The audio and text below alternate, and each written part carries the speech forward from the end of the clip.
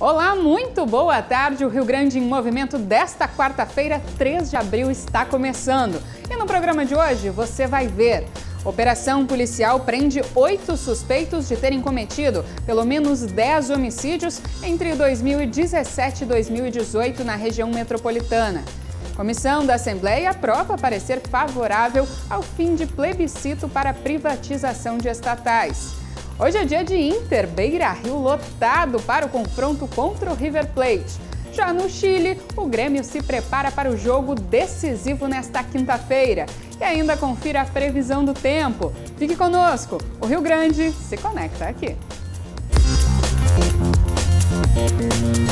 Rio Grande em Movimento. Oferecimento CIE 50 anos. Uma história de infinitas oportunidades.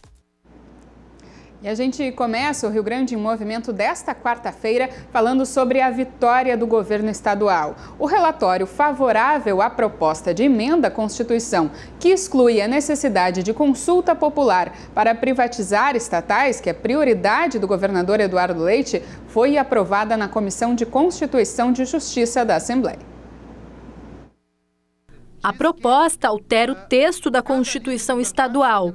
A PEC retira a necessidade de plebiscito para o governo poder vender companhias como CE, CRM e Sulgás.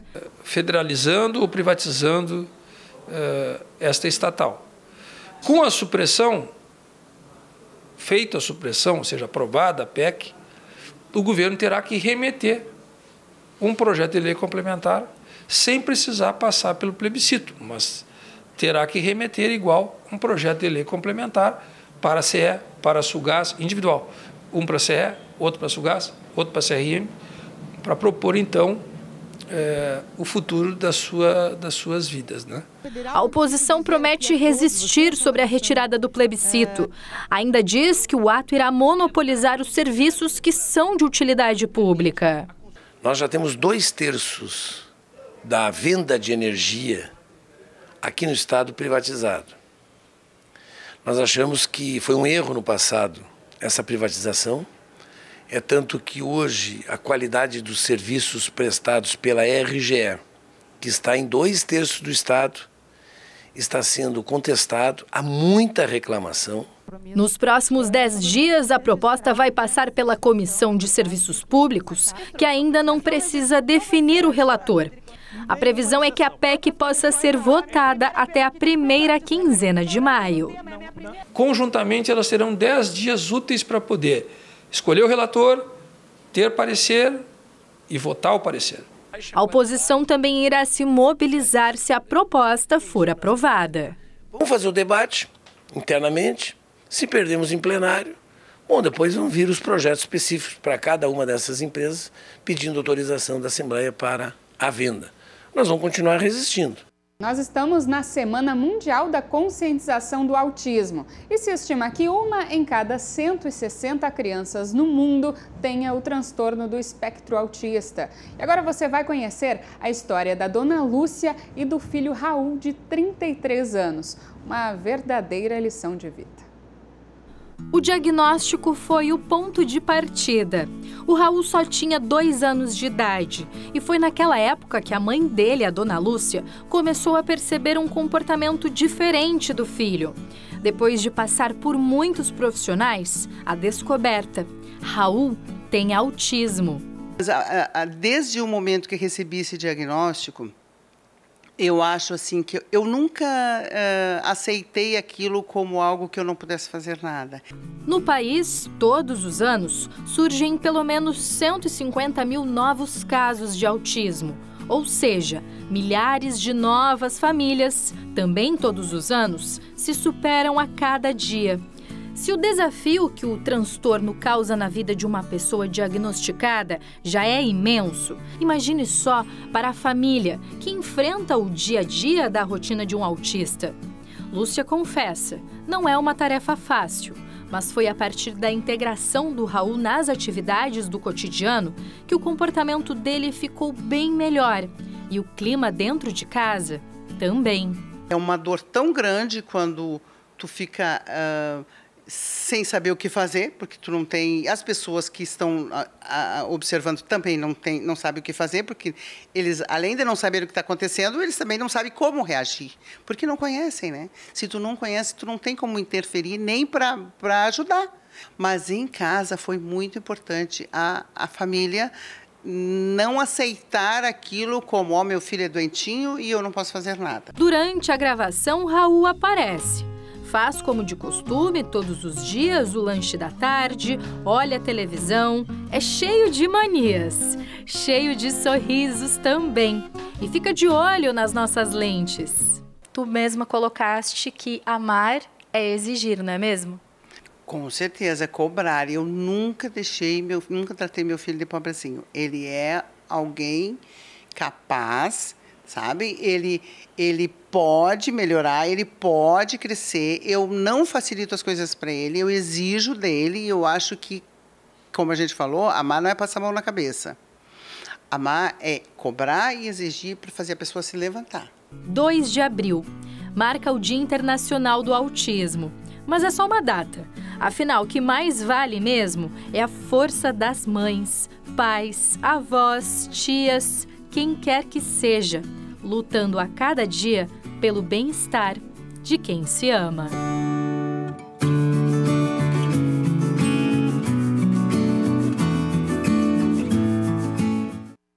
Linda história de superação e muito amor, né?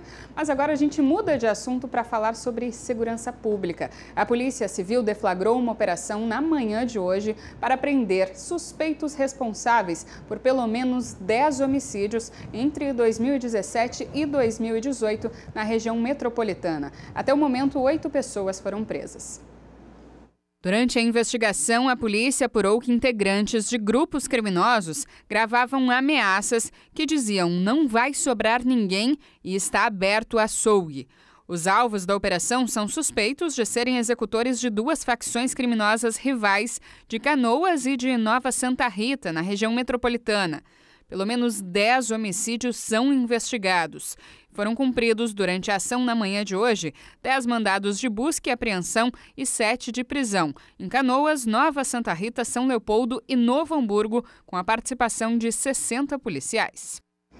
E atenção, motoristas, no final de semana, um trecho da Freeway deve ser bloqueado devido às obras da nova ponte do Guaíba. Por isso, o trânsito vai sofrer alguns desvios. Confira.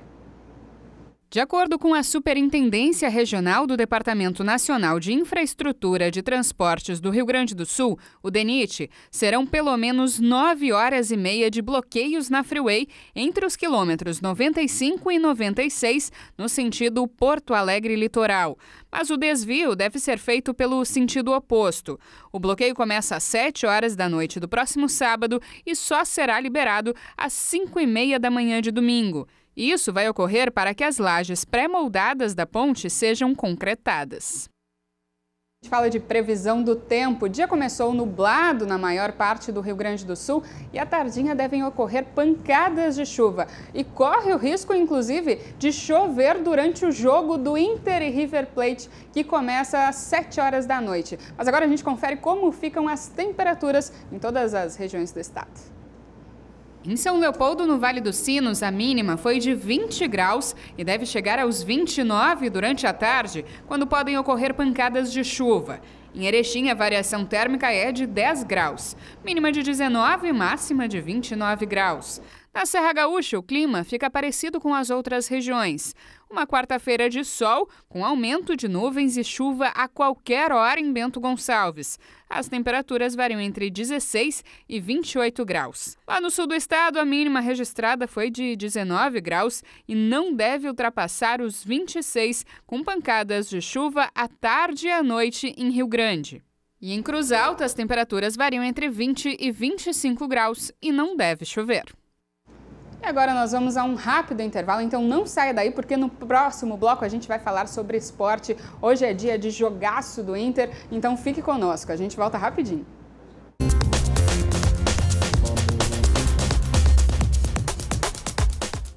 E estamos de volta com o Rio Grande em Movimento, agora para falar de esporte, né? Com o Ribeiro Neto, que já está aqui posicionado do meu lado. Hoje, jogaço no Beira-Rio.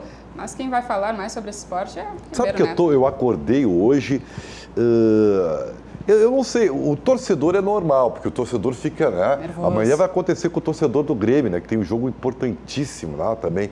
Mas vamos falar do Internacional, que o jogo é hoje. Aliás, 7h15. Não se perca no horário, hein? Cedinho. Alô, chefes! Não importa que clube o senhor torça, ou a senhora torça. Estou usando um sotaque de um amigo que eu conheço. Libera o cara mais cedo pro jogo, ou libera a senhora, a menina mais cedo pro jogo. É 7h15. Até porque o estádio vai estar lotado, o trânsito vai ser difícil chegar lá. Então aqui, ó, meu amigo, o negócio é o seguinte, já vai combinando, já devia ter feito isso, né? Não ia esperar o Ribeirinho e lembrar dessa coisa, né? Então, já negocia, ó. Pô, larga 1 hora antes, compensa outro dia, entendeu? Para poder chegar sem desafogo, sem aquela coisa, chegar aí que os portões ficam cheios, daí a catraca não passa, aquele negócio. Então, para chegar com calma, porque o horário, ele é diferente, 7h15, né? Eu, particularmente, adoro o jogo cedo, né? Porque a gente dorme mais cedo, né? O problema é que pode chover ainda. Mas tenho certeza que o torcedor do Inter tá aqui, ó. Pode chover, canivete até, não tem problema nenhum. Agora tem o seguinte, eu tenho dito aqui, que me acompanha e sabe que eu vou falar. O ambiente está todo formado de grande jogo, né? Nós já mostramos ontem aqui, na matéria do Pedro Oliveira, que faz muito tempo que o Internacional não tem um jogo dessa magnitude com times de outro país. 4 anos. É quase 4 anos, então é muito tempo. E é óbvio, né, que o jogo por si só, o adversário por si só, o atual campeão da Libertadores da América, o River Plate, que eliminou o rival, o Grêmio, tem tudo isso também, ele chama a atenção. Né? O D'Alessandro é uma atração à parte, porque foi formado no River Plate, é ídolo internacional. Amanhã é o aniversário do clube. Sexta-feira é o aniversário do Beira-Rio. Quer dizer, é muita coisa, sabe? É realmente, na verdade é sábado, né? Dia 6, que é o aniversário do Beira-Rio, tá? Mas de qualquer forma, são 50 anos de Beira-Rio. Então, realmente, tem uma áurea, né? Um envolto de clima de festa. E aí é que é o perigo, né? Você sabe que eu posso ser taxado de chato, né? Não tem problema nenhum, né? Mas é o que eu falo as verdades. Sabe quando... Vou tentar dar um exemplo, assim, não sei se eu vou ser muito feliz, tá? Tu vai solaço na praia, né? Vai pegar uma praia, tá com corpinho que nem eu aqui, ó, que tô bem fininho Espelto. E tal. Vai de sunguinha pra praia, né? Aí tá passeando, só que tu esqueceu de passar o protetor solar. E aí? E aí? Ah, eu que sou branquinha e assim. E aí tu te pega desprevenido. Então, assim, o que eu quero dizer? Internacional, o time, o vestiário do Internacional tem que estar completamente fora desse ambiente festivo. Né? Por quê? Porque esse jogo ele é tão importante e o Inter tem, na minha opinião, elementos para poder atuar com inteligência. Mas isso nós vamos falar depois de a gente acompanhar a matéria do Pedro Oliveira, retratando todo esse contexto, o adversário do Inter e a importância do jogo para o Colorado. Vamos lá. Muito mais do que 3 pontos. Para os argentinos, a chance de se manter na vice-liderança. Para os brasileiros, a possibilidade de encaminhar a sua classificação. Para D'Alessandro, um jogo entre os seus 2 times do coração. Então, obviamente, o confronto é especial para mim. Pessoalmente, é um confronto diferente, mas é bonito, é bonito. Quando ocorreu o sorteio, a primeira coisa que eu falei, pô, tomara que a gente não pegue o River. E a primeira bolinha que tiraram foi o River Inter. Diante do River, o Colorado faz apenas o seu 3º jogo na Libertadores. Venceu o Palestino e a Aliança Lima, mas o melhor de tudo, convenceu. No Beira-Rio contra o time peruano, em 20 minutos já estava 2-0. Estas vitórias ganharam moral com os argentinos. O Diário Olé noticiou que o Colorado de D'Alessandro não perde desde 2011 em casa na competição. Os argentinos que justamente não vêm em boa fase, jogando no Campeonato Argentino que acabou recentemente, ficaram em 4º lugar, que garante apenas uma vaga na pré-Libertadores de 2020. Já na Libertadores, conquistaram apenas 2 pontos. E além de tudo isso, o River tem 4 desfalques para o duelo contra o Inter. Entre eles, o goleiro de seleção Armani e o atacante Escoco, que também jogou no Internacional. O Dair e Maurício vem assistindo o jogo do River há muito tempo já, jogo de Libertadores, jogo de Campeonato Argentino. São eles que fazem essa leitura, são eles que fazem esse estudo. Qualquer coisa que eles precisem, eu posso obviamente dar uma opinião diferente ou posso dar uma opinião individual de algum jogador que eu conheço mais. River Plate, D'Alessandro, Inter, coletiva de imprensa, tá faltando alguém, né? Pois é, o argentino soltou até uma corneta para o rival. Feliz de que o River conheça a Porto Alegre, feliz de que o River conheça nosso Beira-Rio, a nossa casa, conheça um estádio diferente, um estádio bonito, um lugar bonito na frente do Rio, é um entorno bem diferente, bem legal. Muita expectativa em cima do Alessandro, né? É claro, porque ele é um jogador que vai atuar com 2 corações. Mas como é grande profissional, eu tenho uma rusguinha com o D'Alessandro, né? Mas eu o respeito, né? E acho que ele me respeita também, né? A única coisa que eu tenho não é contra o D'Alessandro. Veja bem, eu sei da importância dele, da idolatria que ele exerce junto ao torcedor colorado. Eu só acho que nós, imprensa, aumentamos muito, porque o D'Alessandro é um ídolo de um período de vacas magras, né? Porque depois da Sul-Americana e da Recopa, em 2008, e evidentemente da Libertadores de 2010, né? Esses 2 títulos importantes que o D'Alessandro ajudou a construir, naquela época ele não era o único protagonista do clube, né? O Inter só ganhou o Campeonato Gaúcho. Então foi um período de vacas magras, né?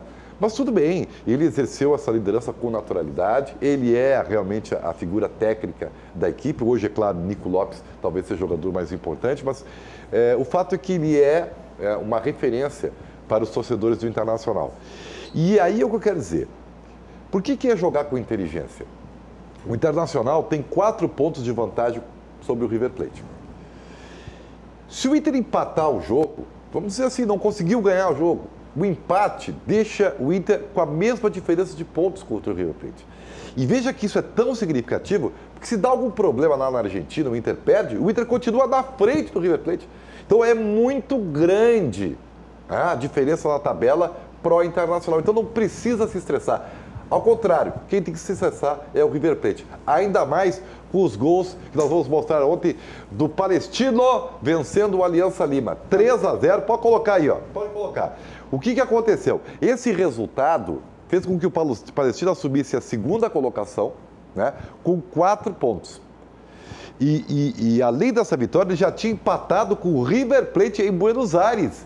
Então ele se torna uma ameaça para o River Plate, que por esse resultado será obrigado a somar pontos no Beira-Rio. Então vejam que isso é um ingrediente a mais, né, que nós vamos ter aí para o jogo dessa noite. E o Palestino, que não dava nada, né? Quem viu contra o Inter ficou de pô, que time ruim, né?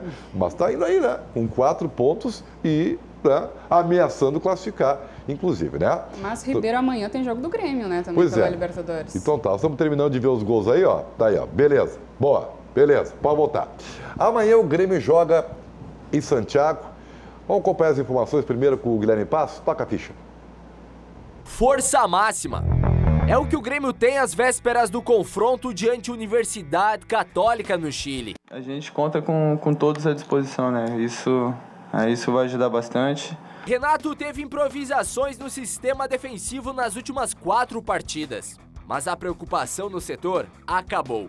Pedro Jeromel está de volta ao lado de Walter Kahneman. A gente jogou os últimos jogos ali com alguns improvisados na zaga. Então o Jeromel podendo voltar é um grande reforço para o nosso time.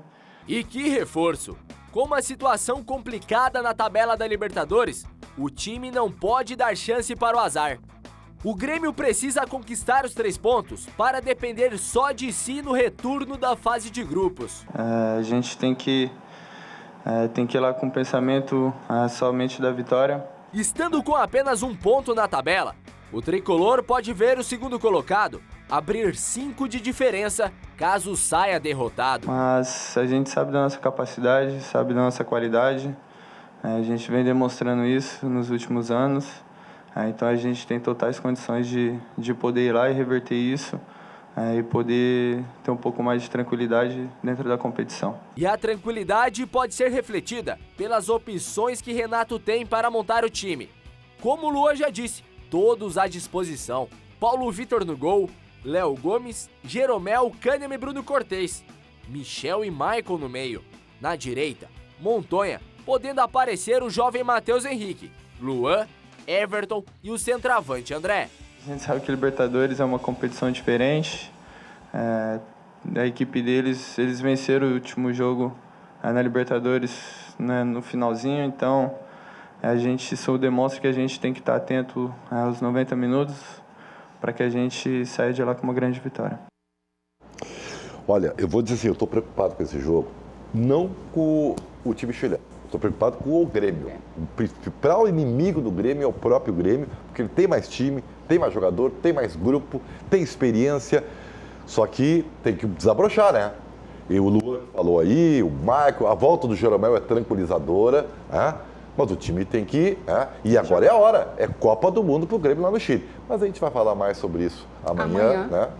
Porque amanhã é o jogo do Grêmio e nós vamos mostrar como é que o torcedor vai ver, porque é só no Facebook, então vamos fazer um tutorial, né, para como o torcedor pode acompanhar o jogo, tá bem? Já deu? Terminou? Perfeito, mas eu quase agora não só amanhã. Eu quase não falo nesse programa, meu então, Deus do céu. Então, 7h15, o jogo do Internacional hoje no Beira-Rio. E a gente vai para um rápido intervalo, então não saia daí, porque no próximo bloco a gente vai lá para Brasília. Fique conosco. Ribeiro Neto e as verdades da bola.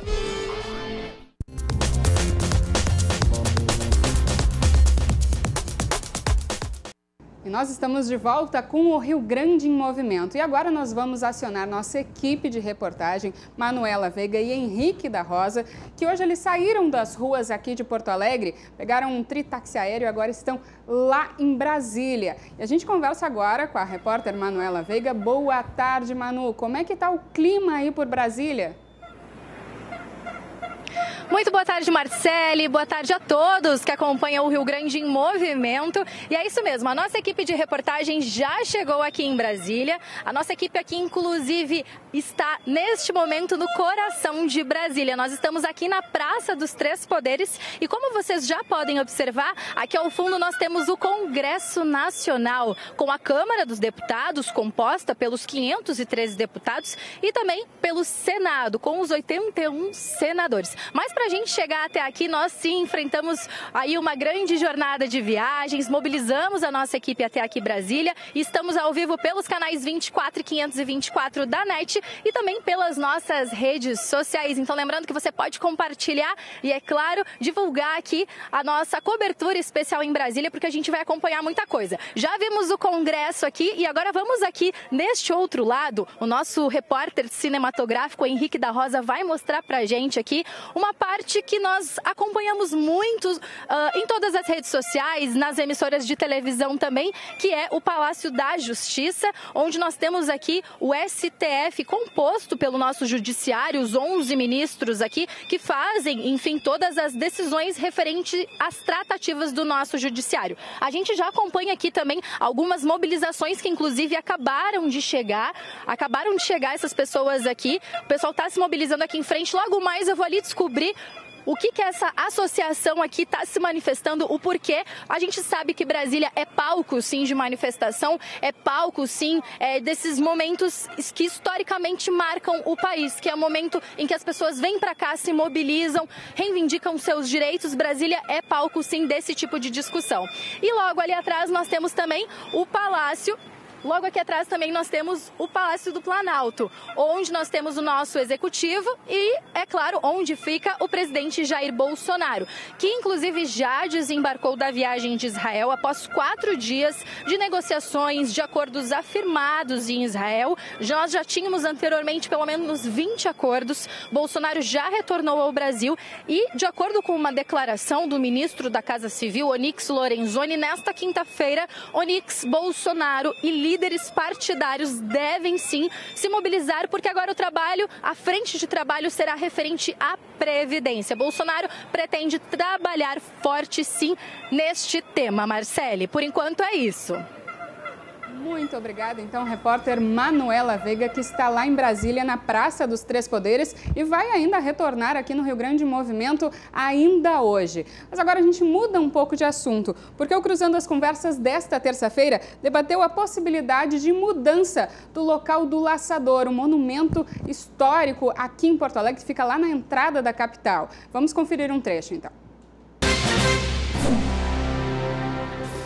A mim, me parece, esse é um pensamento que é recorrente com todo mundo, é de que é um monumento tão importante, tão simbólico, e que ele está relegado a um descaso do poder público e de quem deveria cuidar dele, né, que faz com que haja esse sentimento, bom, já que aqui ninguém está enxergando, vamos levar para o lugar onde se possa enxergar.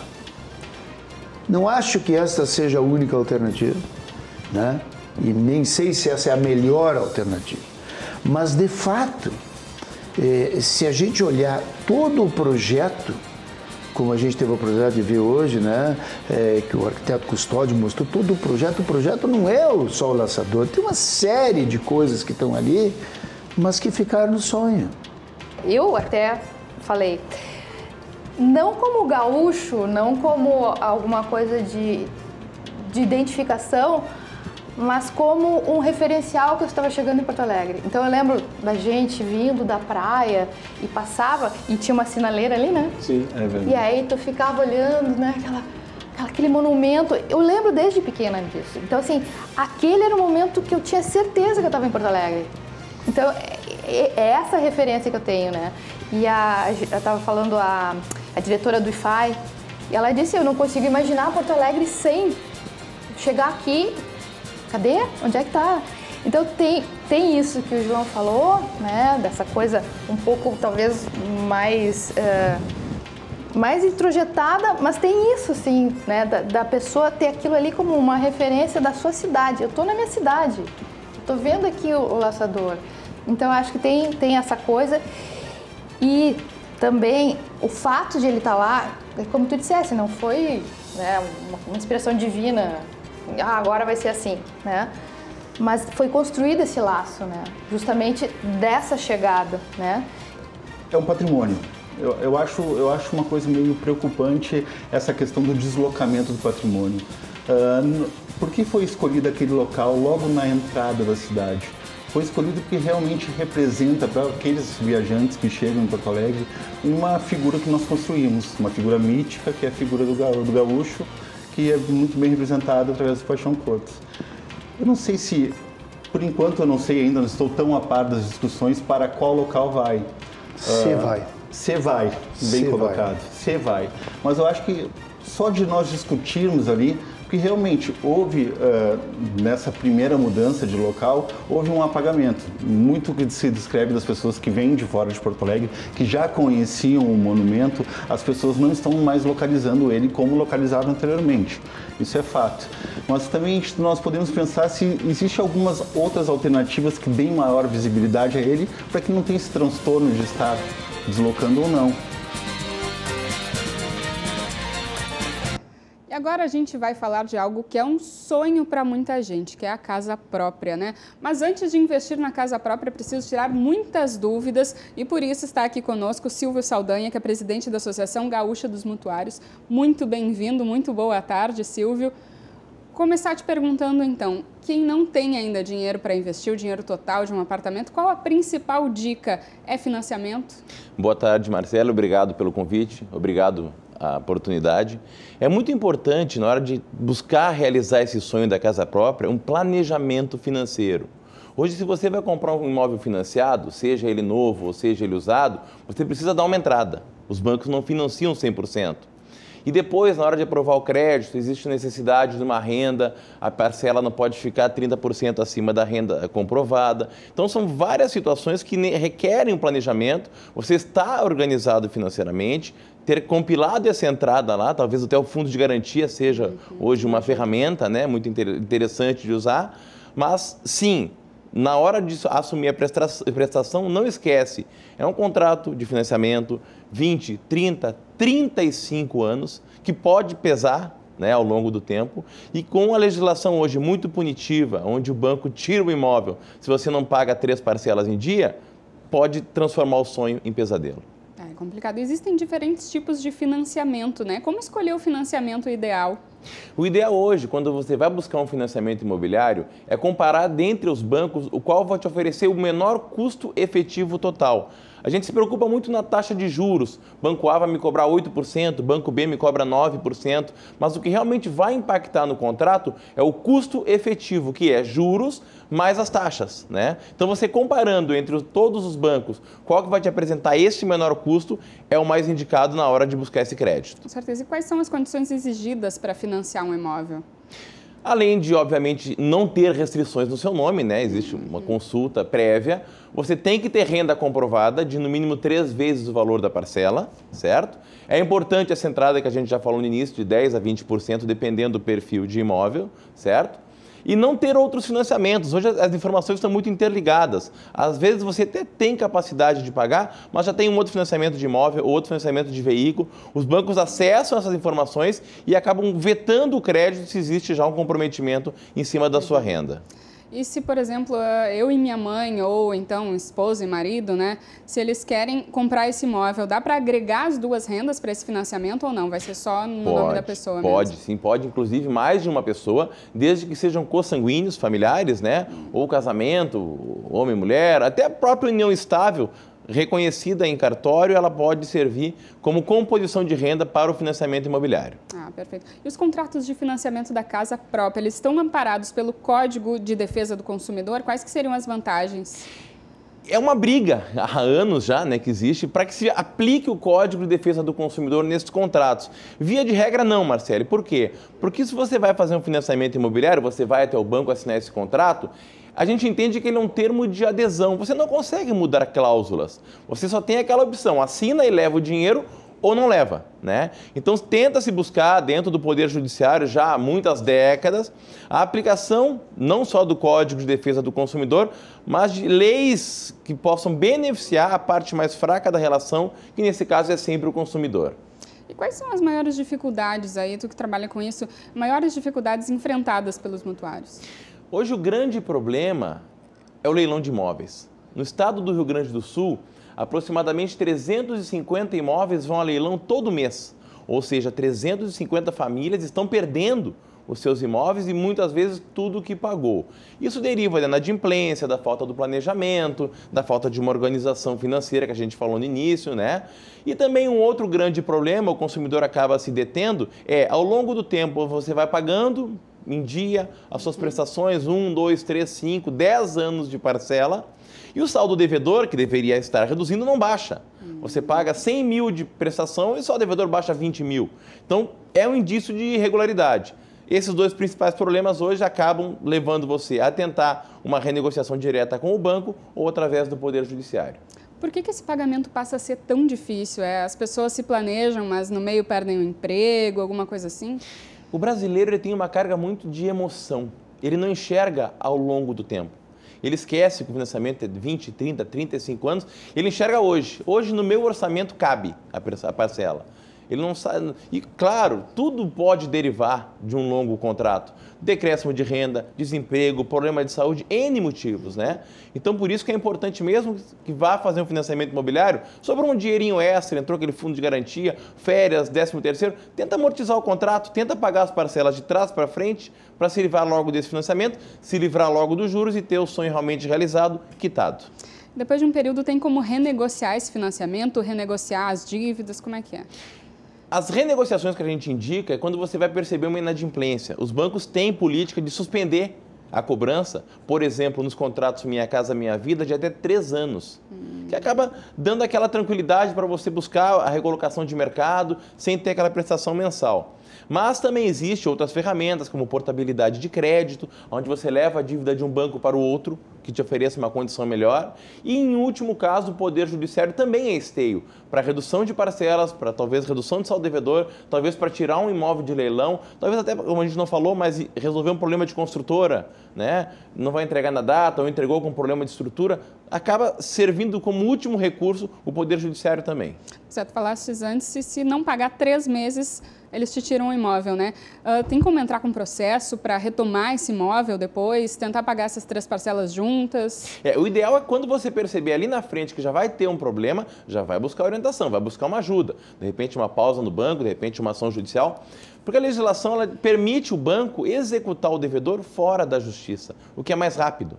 Então, pela lei, o banco pode, com 3 parcelas em aberto, executar, notificar para você pagar tudo de uma só vez, ou toma esse imóvel e oferta em leilões. Pode sim a qualquer momento entrar na justiça, mas deixa a justiça por último, tenta resolver, busca orientação. Não resolveu? Busca sim a justiça, vai salvar o seu imóvel, vai buscar uma conciliação, uma renegociação, um parcelamento para proteger o seu bem maior, que é o seu imóvel. Tá certo. Então, muito obrigada, Silvio, pela participação aqui, dando dicas do sonho da casa própria, né? Que todo mundo quer um dia ter um lugarzinho para morar. Com certeza. Marcelo, obrigado pela oportunidade. Muito obrigada. E a gente vai um rápido intervalo, não saia daí, porque no próximo bloco a gente vai voltar a Brasília para conversar com a repórter Manuela Veiga. Então, fique conosco.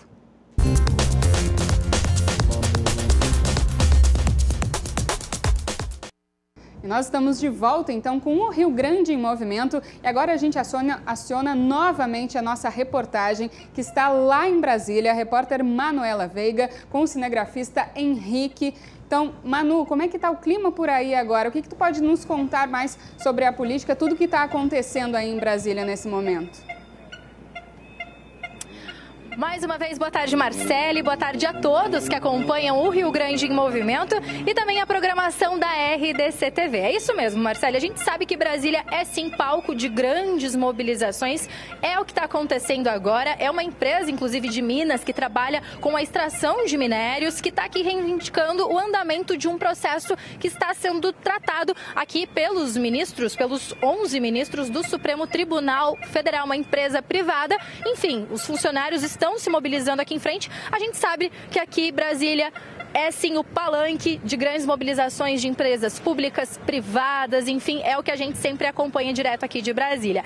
E lembrando e aproveitando, reforçar para o nosso telespectador que nós estamos ao vivo não somente pelos canais 24 e 524 aqui da NET, mas também por todas as nossas redes sociais, pelo nosso Facebook, o Instagram, Twitter, o nosso site oficial também da emissora, é tudo RDC TV Digital, você sabe, então não deixe de acompanhar também toda a nossa programação ao vivo, direto pelas nossas redes sociais, que é a cara da nossa emissora também, transmitir todas as informações, não só pela televisão, mas de forma sincronizada, ao vivo e 24 horas, também pelas nossas redes. Aqui ao fundo nós temos o Palácio do Planalto, mais uma vez, como vocês podem observar, toda a parte da arquitetura aqui, Marcele, quando a gente chega pela primeira vez em Brasília, que foi o meu caso, quando a gente chega aqui em Brasília, a gente observa que a estrutura aqui chama muito a atenção. As obras de Oscar Niemeyer chamam sim, enchem os olhos de quando a gente chega por aqui. Então é muito bacana e é toda uma estrutura diferenciada aqui quando a gente chega principalmente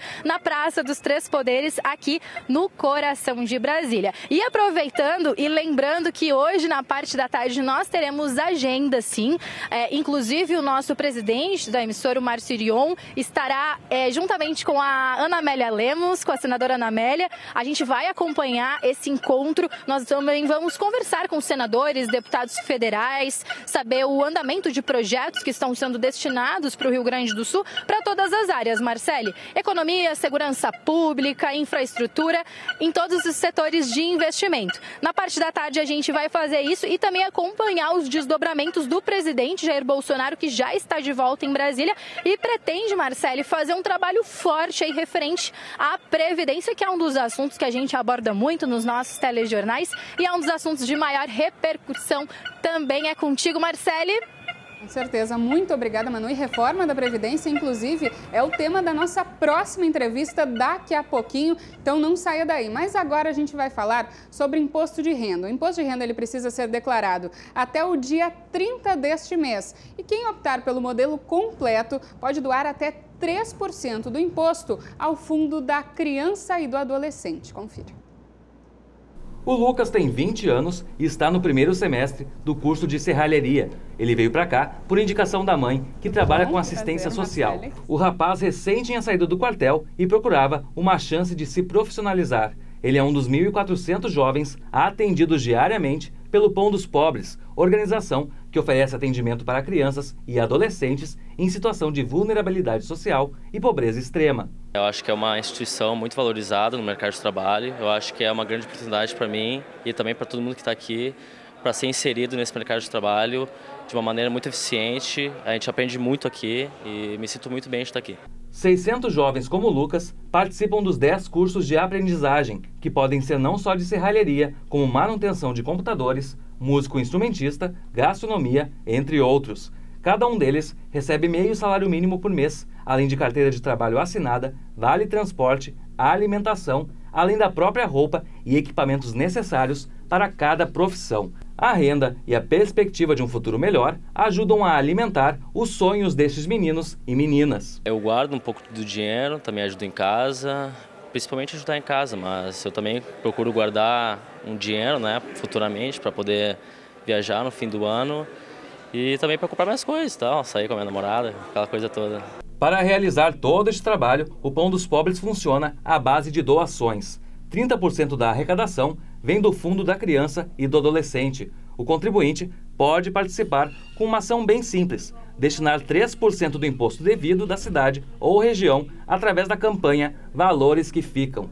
Ou seja, do valor total que é preciso pagar ao leão, esta pequena porcentagem chega a diversas ONGs, hospitais e fundações que ajudam quem necessita. Elas possibilitam justamente que esse recurso do imposto de renda vá para o atendimento direto para crianças e adolescentes. Então isso favorece que as instituições apliquem esse recurso em alimentação, em qualidade de atendimento, em material pedagógico, material esportivo, que propicie realmente um atendimento de qualidade. Então todo esse recurso, ao invés de, digamos, de ir para Brasília, ele fica aqui na cidade de Porto Alegre, fica no estado do Rio Grande do Sul e favorece realmente um atendimento de mais qualidade para a população gaúcha. Com a destinação do imposto de renda devido, o Estado tem capacidade para receber cerca de 500 milhões de reais para entidades sociais. Só que no ano passado foram captados apenas 25 milhões. A meta para este ano é que com a divulgação da campanha, este número quase dobre para 40 milhões de reais. Para fazer a doação é bem simples. Na hora de declarar o imposto, é só ir na aba Fichas de Declaração. O valor que pode ser dirigido para as instituições já aparece na tela. Só tem um detalhe, os 3% devem ser pagos até o dia 30 de abril, justamente o prazo de entrega do imposto de renda. Não tem parcelamento, é uma cota única, não importa o valor que tu vai doar, é 30 de abril. É um DARF único, separado da declaração. Quem fez doações diretamente a uma das instituições cadastradas também pode abater o valor quando fizer a declaração. Neste caso, a doação pode chegar a 6% do total do imposto devido. Eu faço apelo aos contadores, todos os meus colegas, esclareçam seus clientes para fazer essa doação. Cada um precisa fazer a sua parte para ajudar os que mais necessitam. E nós temos condição de fazer isso na época da declaração do imposto de renda. No momento que há toda essa divulgação, toda essa maneira de entendimento, tanto contábil quanto da aplicação, as pessoas começam a se sentir mais seguras. E daí é um chamamento que eu faço também, em nome aqui do Pão e de outras instituições, é na perspectiva das pessoas conhecerem as instituições, ver aonde está sendo aplicado esse dinheiro e o bem que faz para a população carente da cidade e do estado. Então, no momento que as pessoas elas começam a perceber esse bem, que aquele recurso que em tese não é seu, ele é do imposto e ele reverbera num melhor atendimento e qualidade de vida para a população, as pessoas começam a tomar essa consciência. E olha, nessa semana, como a repórter Manuela Veiga falou antes, o presidente deixou Israel. O presidente Bolsonaro e falou em jogar pesado na reforma da Previdência. E no final desse mês, no dia 26 de abril, vai ser realizado aqui em Porto Alegre um seminário que aborda justamente os aspectos da PEC 06/2019, que fala sobre a reforma da Previdência. Para entender um pouquinho melhor sobre tudo isso, também para falar sobre esse seminário, a gente recebe agora a Maria Isabel da Costa, que é diretora do IARGS. Muito bem-vinda, muito boa tarde. Boa tarde, Marcele. Boa tarde aos ouvintes. Acho que começar explicando, então, o que é essa PEC, né, a 06/2019? Essa PEC vem trazer profundas alterações na vida futura dos brasileiros no que respeita à aposentadoria, principalmente, e outros benefícios previdenciários.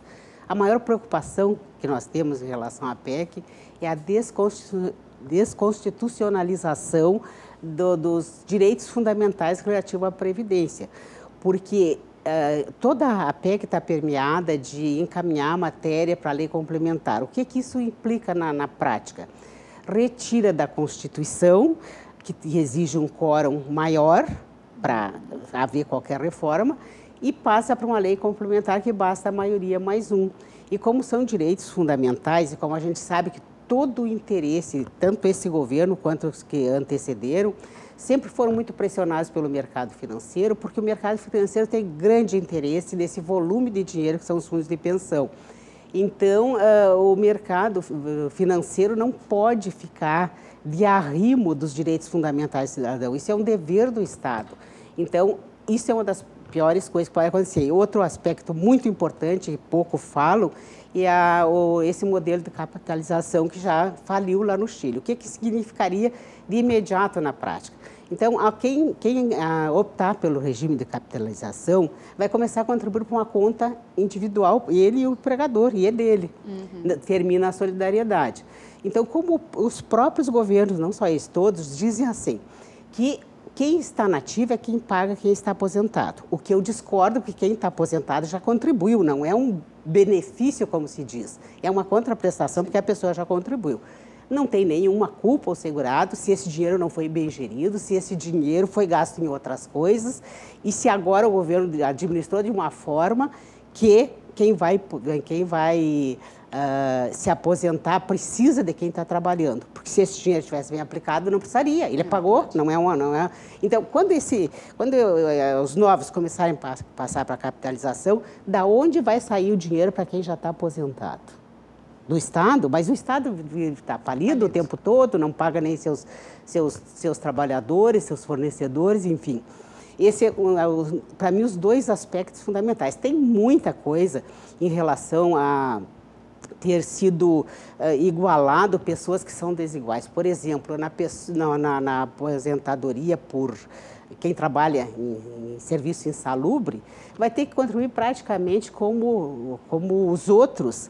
Então, imagina alguém trabalhando num lugar onde pode ser infectado por micro-organismo, ou alguém trabalhando numa mina, ter que, para poder ganhar aposentadoria integral, ter que pagar 40 anos de contribuição, senão vai ser proporcional. E é uma longa discussão, né? E essa discussão vocês vão fazendo, então, no dia 26 de abril, num seminário. Explica um pouquinho como é que vai ser esse seminário. Esse seminário foi muito bem organizado por o IARGS, o IBDP, junto com a doutora Jane Berwanger, e a Comissão de Serviço Social da UAB. Estamos tendo apoio de várias instituições para realizar o seminário. Vamos dividir em 4 painéis. O primeiro painel haverá uma discussão sobre o regime geral de previdência e falará o presidente da Comissão Social da UAB, que é o Dr. Thiago Kidrick, a doutora Jane Berwanger. O segundo painel vai falar sobre o regime próprio de previdência e entrará aí para falar o juiz federal Daniel Machado e o desembargador Luiz Felipe Define, que foi presidente do Tribunal de Justiça, que vão falar então sobre o regime próprio. No terceiro painel, nós teríamos deputados. Nós não poderíamos deixar de ouvir o lado político, né, dessa mudança toda. Então, teríamos um deputado do PSL e um deputado do PT. Então, situação, oposição, para apresentarem as considerações políticas que eles entenderem necessário. E o último painel, que trata, então, da necessidade da reforma, nós teríamos ministro, que já é aposentado da Previdência, Sequim. Nós teríamos Maria Fernanda, que é assessora do ministro Napoleão, do STJ. Nós teríamos o Wilson Romero, que é especialista em auditoria. Ele é auditor fiscal, ele representa os estudos da Anfip, falando sobre o déficit. Onde é que está o déficit? Na gestão, na arrecadação. Então. E, por fim, ainda para completar, nós vamos fazer propostas. Nós vamos pegar o pessoal que vai estar participando e vamos encaminhar propostas para o Legislativo, a sugestão de alterações. A gente vai a seguir acompanhando tudo isso. Muito obrigada pela participação, Maria Isabel. E agora a gente encerra o programa hoje com imagens lá de Brasília. Até amanhã. Tchau, tchau.